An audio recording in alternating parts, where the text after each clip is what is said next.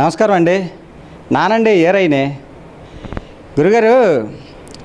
కళాకారుడు ఎలాగొంటారో తెలుసు కదండి. ఇప్పుడు మామూలుగా మనం అనుకుంటే పాటలు రాసినోడు ఉన్నాడు అనుకోండి, పాడినోడు ఉన్నాడు అనుకోండి, ఒక మంచి పాట పాడుతాడండి. ఆ పాట బాగుందని చేతురండి, అంతకన్నా మంచి ఇంకా బాగా పాడాలనుకుంటాడండి. కళాకారుడికి ఉన్న బుద్ధి అదండి. అయితే ఇది ఎందుకు చెప్తానంటే, మొన్న మీకు చూపించినాను కదండి, దగ్గర 100 లక్షల మీద చూసినారంట జనాలు. మాట్లాడిన సాయిబాబా చూపించినాం కదండి. ఆ సాయిబాబాకి మించి ఇప్పుడు ఇంకొక బొమ్మ తయారు చేసినారండి. అదే రవిశాంత్ గారు ఇంకొక బొమ్మ తయారు చేసినారు. ఆ సాయిబాబా మాట్లాడతారండి, కానీ ఇప్పుడు తయారు చేసిన బొమ్మ అయితే మనం అడిగిన ప్రశ్నలకు కూడా సమాధానం ఇచ్చేస్తుందండి. అది ఎవరిది, మళ్ళా మామూలు వాళ్ళ బొమ్మ కాదండి, అది గాంధీ తాత గారు బొమ్మ.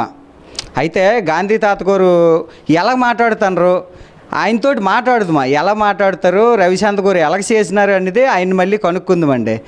చూడండి, మర్చిపోకండి, వెళ్తాను అక్కడికే. ఇదిగోటండి, అతను స్టూడియోలోనే ఉన్నాను, పక్క రూమ్ అనమాట అతనిది.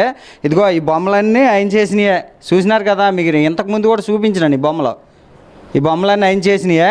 అయితే పక్క రూమ్లోనే ఆ మాటలో మనం అడిగిన ప్రశ్నకి సమాధానం చెప్పిన బొమ్మ పక్క రూమ్లో ఉన్నదండి. అక్కడికి వెళ్ళి ఆయన అడుగుతామండి. బాబు రారా, ఇదోటండి పక్క రూమ్లోకి వచ్చినాము.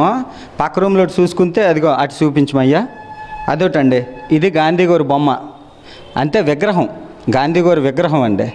అయితే ఇంతకుముందు మనం చూసినాం కదండి, ఏది మాట్లాడిన సాయిబాబా హైదరాబాద్ దగ్గర చింతపల్లికి వెళ్ళిపోయింది కదా, అది మాట్లాడుతుందండి ఆ విగ్రహం.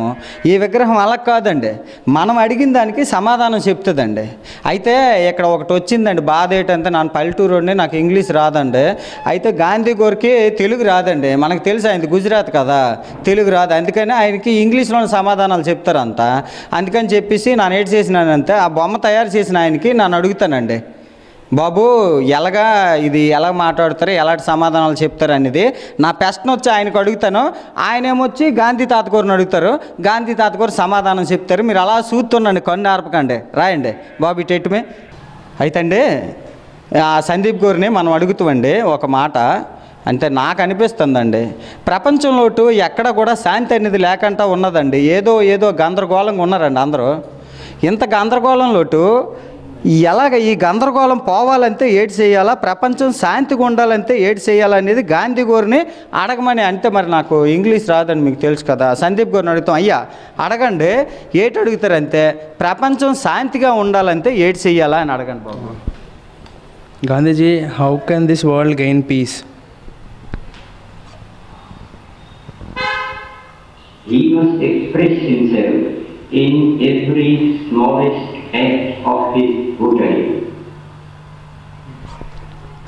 అయితే బాబు ఏటా అన్నారు అంటే మనం ఎక్స్ప్రెస్ చేసుకుంటారు అందరి దగ్గర, అన్ని దాచుకోకుండానే ఆ రకంగా ఉంటే పీస్ సాధించవచ్చు అనేసి. అంటే మనల్ని మనము బయట పెట్టుకుంటుండాలి ఎప్పటికప్పుడు, అలాగైతే ప్రశాంతంగా ఉండొచ్చు జనాలందరూ అని చెప్తారు గాంధీ గారు. బాగా చెప్పినారండి. తర్వాత బాబు ఇప్పుడు అయ్యా నాన్న అడుగుతానండి, మనిషికి ఏదో ఒకటి ఉండాలి కదండి సాధించాలంటే. అసలు సాధించాలంటే ముఖ్యంగా మనిషికి ఉండాల్సింది ఏంటి అడుగు బాబు ఒకసారి. Gandhiji, how can I reach my goal? Where there is a clear determination, somebody to reject all that is contrary to truth and law.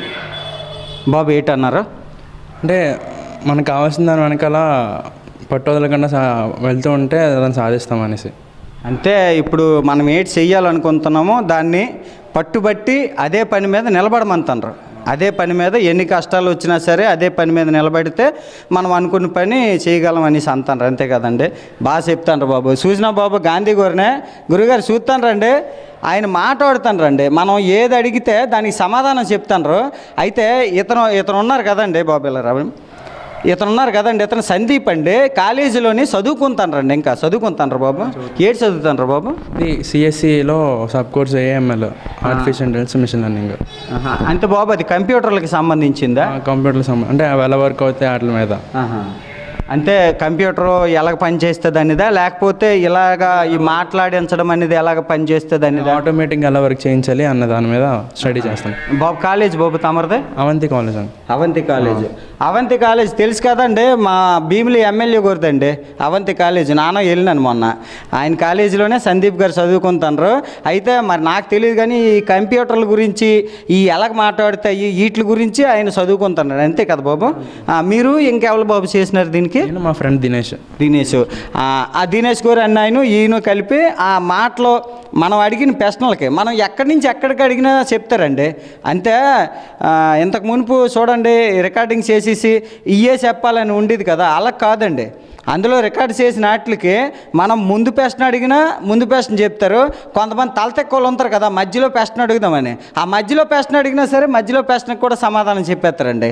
ఇప్పుడు మేము అడిగినాం కదండి రెండును, నాన్న తలతెక్కువ మధ్యలో 2 అడిగినానండి, వాటికే సమాధానం చెప్పినారు. అయితే ఈ బొమ్మ కూడా రవిశాంత్ గారు తయారు చేసినారండి, పక్కనే ఉన్నారు రవిశాంత్ గారు. అయ్యా మీరేటోనండి ఇందాకే చెప్పినానండి, కళాకారుడికి ఎలాగుంటుందంటే ఒకటి చేస్తే దానికన్నా మంచిది చేయాలా, దానికన్నా మంచిది చేయాలని ఆఖరికి నాకు నేను ఏటనుకుంటానంటే మీరు ఒక మనిషిని సృష్టించేస్తారేమో అనిపిస్తుందండి నాకు. మాట్లాడటం కాకుండా నాటడం పరిగెత్తడం అన్నీ చేసేస్తారేమో అని భయంగా ఉందండి. దీని మీద మీరు ఏటనుకుంటారు, ఇంతకీ ఇది ఎందుకు చేసినారు? అంటే ఆర్ట్ సమ్మిట్ జరుగుతుంది కదండి, ఇన్వెస్టర్ సమ్మిట్, దానికోసమని ఇది రెడీ చేసామండి. ఒక ఆఫీసర్ రెడీ చేయమన్నారు, కానీ అక్కడ కొన్ని అనివార్య కారణాల వల్ల లాస్ట్ టైంలో పెట్టడానికి అవ్వలేదు. కానీ దీనికోసం మేము చాలా కష్టపడి రెడీ చేసాం. దీనికి చిన్న ఏఐకి సంబంధించి కొన్ని వాయిస్ రికగ్నైజేషన్ అండ్ రిప్లై అనేది మేము మా కొంతమంది సహాయంతో మేము రెడీ చేసారు బాబా. అంతే ఇప్పుడు ఇది తయారు చేయడానికి ఇంతకు ముందు అయితే ఒక బొమ్మకి ధీమాగా చేసేవారట, ఇప్పుడేమో ఈ బొమ్మ తయారు చేయడానికి ఆగ మేఘాల మీద నిద్రాహారాలు మానేసి చేసినారంట. మరి నిద్రాహారాలు మానేసి చేసినారు, అది ఎలాగా ఒక కళాకారుడికి తపన. ఎన్ని రోజులు పట్టింది బాబు ఇది? ఈ 1 వీక్ పట్టిందండి. ఒక వారంలో చేసాం. అంటే ఆల్రెడీ ఈ ఫిగర్ రెడీగా ఉంది, అందువల్ల ఓన్లీ మెకానిజం వరకే చేసాం. 1 వీక్లో రెడీ అయిపోయిందండి. తొందరగా రెడీ చేసాం, పెట్టాలని ఎలాగైనా సరే, కానీ పాసిబుల్ కాలేదు. అయితే బాబు అంటే సమ్మిట్ అంతే అదే కదా బాబు, మొన్న వ్యాపారస్తులు అందరూ వచ్చినారు, అందరూ ఇక్కడ విశాఖపట్నంలో కూడి పెట్టుబడులు పెడతామన్నారు, అదే కదా?